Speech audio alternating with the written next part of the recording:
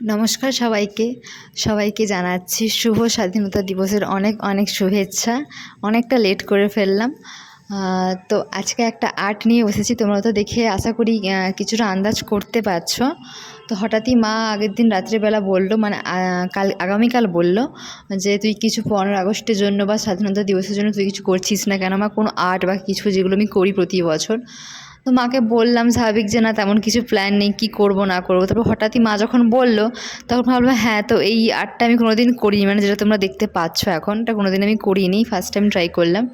তো এটাই বসে গিয়েছি করার জন্য। তো সকাল সকাল উঠে আগের দিন রাত্রে চালগুলোকে কালার করে নিয়ে রেখে দিয়েছিলাম, এবং তার পরের দিন মানে আজ সকাল থেকে উঠেই আমি শুরু করে দিয়েছি করার জন্য, নাহলে তো লেট হয়ে যাবে না। তো সকাল থেকে উঠে শুরু করেছি, আর মনে হয়েছিল যতটা সহজ, মানে ভেবেছিলাম এটা সহজে হয়ে যাবে, কিন্তু না, ততটা সহজ নয়।